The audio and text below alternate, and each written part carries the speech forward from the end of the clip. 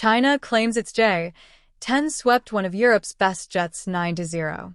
Pakistan's Chinese-made J-10C fighter jets went undefeated against Qatar's Eurofighter Typhoons in 9 simulated air combat engagements during a joint exercise in 2024, with China's state broadcaster CCTV confirming the result last week, without identifying the specific drill or the countries involved, according to an analysis by Harrison Cass published by the National Interest.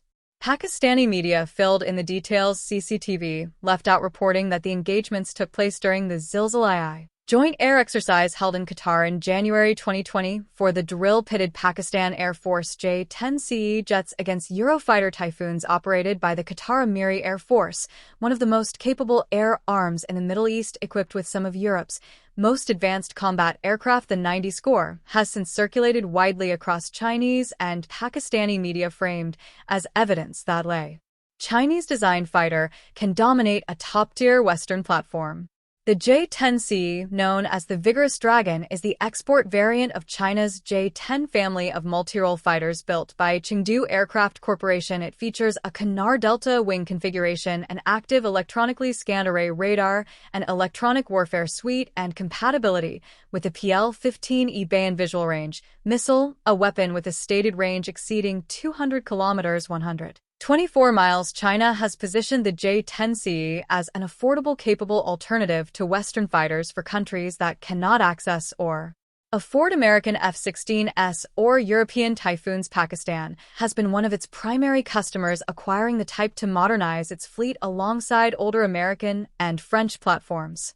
The Eurofighter Typhoon, by contrast, was conceived as a dedicated air superiority fighter before evolving into a multi-role platform built by a European consortium involving the United Kingdom, Germany, Spain, and Italy. The Typhoon is powered by 2 Eurojet EJ-200 afterburning turbofan engines, carries an advanced Captor AESA radar, and can reach a top speed of approximately 2,495 km/h, 1,550 miles per hour, or Mach 23. Qatar's Typhoons are among the most modern variants in service anywhere. On paper, the Typhoon holds measurable advantages over the J-10C across most performance categories, including thrust, payload, radar capability, and, crucially, missile armament.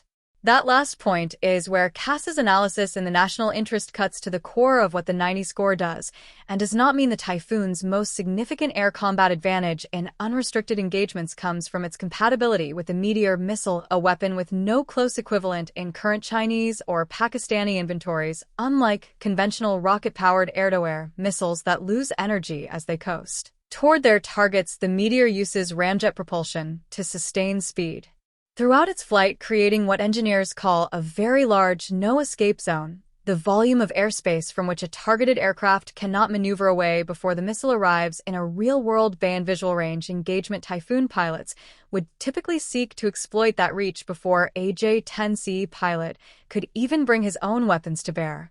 Military exercises, however, are not real-world engagements. They are controlled environments built around specific training objectives, and the rules that govern them often bear little resemblance to the conditions of actual combat. The full rules of engagement for Zilzal-II have not been made public. As Cass noted, common exercise restrictions include visual range-only combat requirements, predetermined starting positions, and limitations on which weapons or tactics each side may employ.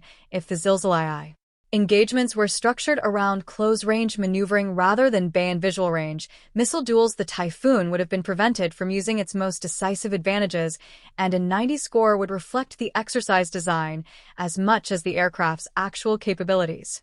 Real aerial combat in the modern era rarely resembles the close-turning dogfights that the term air combat still conjures in popular imagination. The vast majority of modern air-to-air engagements and virtually all engagements between peer or near-peer opponents take place at ranges where the pilots never visually identify each other. The sequence is radar detection, target identification, missile launch, and kill assessment, with electronic warfare data links and ground-based radar networks shaping the outcome as much as the aircraft's speed or maneuverability. A score achieved in a close-range exercise environment translates poorly, if at all, into conclusions about which aircraft would prevail in that kind of fight. China has invested heavily in positioning its defense exports as legitimate competitors to Western systems rather than inexpensive derivatives of Soviet designs. The narrative that a Chinese fighter swept a premium European platform 90 in exercises serves that positioning, directly creating a headline that travels fast through defense media and reaches the procurement offices of countries considering their next fighter purchase. Pakistan, for its part, has strong incentive to advertise the capabilities of a platform it flies and champions. Cass observed in his The National Interest analysis that the score is certain to become a selling point for Chinese exports regardless of what the exercise conditions actually measured. What remains unconfirmed is the rule set that governed the Zilzal-II engagements, the specific variants of each aircraft involved, whether the Typhoons carried Meteor missiles during the exercise, and whether CCTV's confirmation of the 90 result reflects the complete picture of the exercise outcomes, or a selected subset of engagements. None of those questions diminish the fact that the engagements happened and that Pakistan's J-10 Cs performed well within whatever framework the drill established.